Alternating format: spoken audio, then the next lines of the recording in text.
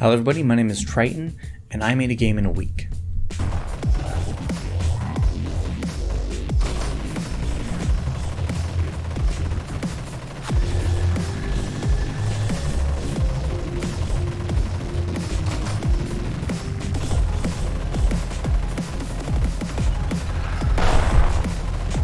So it first started off with me finding this shadow effect that was in the Unity store. It was by a company called Bluck, or a user created Bluck. And this shadow effect reminded me of, if you don't know if you've seen it, Notch, the creator of Minecraft. He created a game that was supposed to be the smallest game, it's something like in kilobytes or something. It was really incredible, and it kind of had that same effect in it. And it gave me this idea to just work on something and start doing it. So on a Friday evening, I went and opened up a new Unity project and started working. I always work on mobile games. That's kind of my main thing. That's the point of the channel, is mobile games. That's why it's called Pocket Glass. So I started working on it and just decided on doing a type of endless runner. And the whole point of it initially was that you were going to be this character and zombies are going to just surround you completely, and you got to run away from them, not get hit, and avoid the traps. The traps are also there to stop the zombies. So your score was kind of based on how you could utilize the traps to kill the zombies and get your score up, and maybe it'd be like upgrades for speed and stuff. It was all just kind of like a work in progress in my mind. But I spent the last first 2 days of it just working and seeing if I could get everything work right. I managed to get joysticks working perfectly, and I managed to be able to get all the zombies spawning and the map, the scrolling, to work perfectly well as the game loops where you could die, get back to life, and then start again. I showed it to my friends, my wife, and they started saying that maybe it might be better if you could actually kill the zombies, if you could actually interact with more of the world. So I went to move on to do that. Surprisingly, it only took me a few days.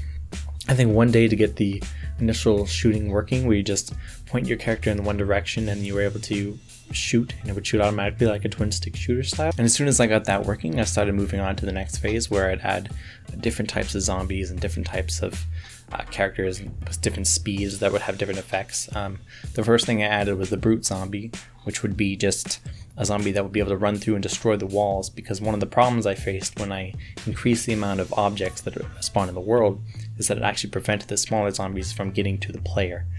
So to fix that, I introduced the brute zombie that was able to bash through walls, allowing the other zombies to get closer to the player and give the player more reason to run away and try to avoid them.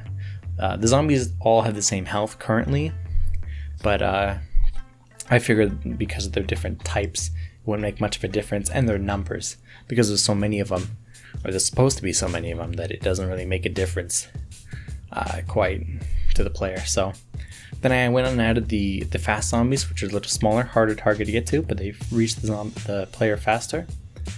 And then I went from there and started adding the extra weapons. Now this probably took me the longest time, just because I had a problem with making it so the direction of the ray cast, it was a hit scan, so it was a ray cast, was randomized for like the shotgun and the assault rifle. I wanted to get it so that it wasn't completely straight, and so that it was more kind of a realistic effect. This is also when I went and added some new sounds and some kind of just updated the sprites and changed everything around so that it looked more proper to me, and that it was more of a, it made sense how everything was laid out. Once I've kind of gotten to that point and everything was playable and working correctly, at this point it's been about 6 days and everything was going great. I always wanted this to be a short project because I didn't really have anything planned out in my mind, especially for how I was going to go. Fortunately, I was able to get a friend of mine from the UK who was able to offer to make me a song for it, so I didn't have to use anybody else's song, like royalty free or Kevin MacLeod's songs. So I kind of put the project on hold and waited a few days, and when I got the music from him, I cleaned everything up, put the title in, and went ahead and published it as it is, as you see it now. The reason for this is because it's supposed to be a 1 week project, and of course the whole timeline was longer than 1 week, but in the end I only spent 7 days on the project. Now I plan to update in the future, because you should take responsibility and update your games to make sure they fit the changing market, and that you fix bugs, and that you make improvements, because you want to keep players invested in your game. You want to make sure they enjoy it and they love things that they can do and come back to do, and upgrades and stuff like that. So I just kind of wanted to share how this process went by. My first thought when making it was the mechanics. That was the whole prospect of this project, was that I wanted to make it so the mechanics of the game were created first, and that the player being able to run away from zombies and survive and kill the zombies and die and come back was perfectly working.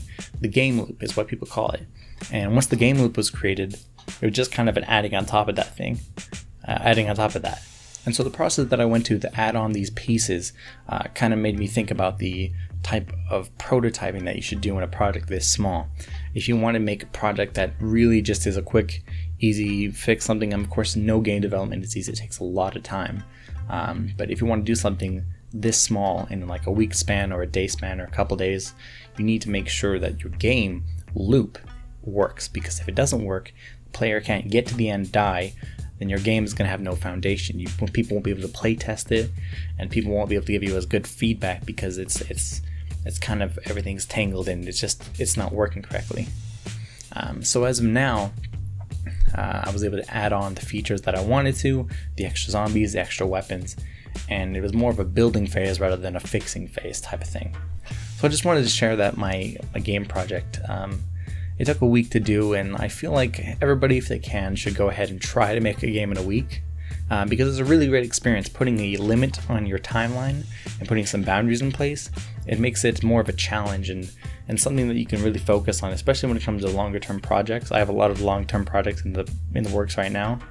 It'll give you more of that mindset of where you need to slow down and think about functionality and completeness before you go ahead and publish a game. So I just wanted to share my story on that and see if any of you guys out had made some 1 week projects or 2 week projects. I definitely want to do another one in the future, but I just kind of want to share my progress and what I'm working on, because I want, to let people know and just get it out there. So thank you so much for watching. If you have any projects that you've created, go ahead and leave them down below or comment and tell me about them. I'll probably go ahead and take a look at them. And if you want to see anything else from me, definitely let me know in the comments below. Give it a like if you enjoyed the video. So thank you very much for watching. I'll see you in the next video. Bye.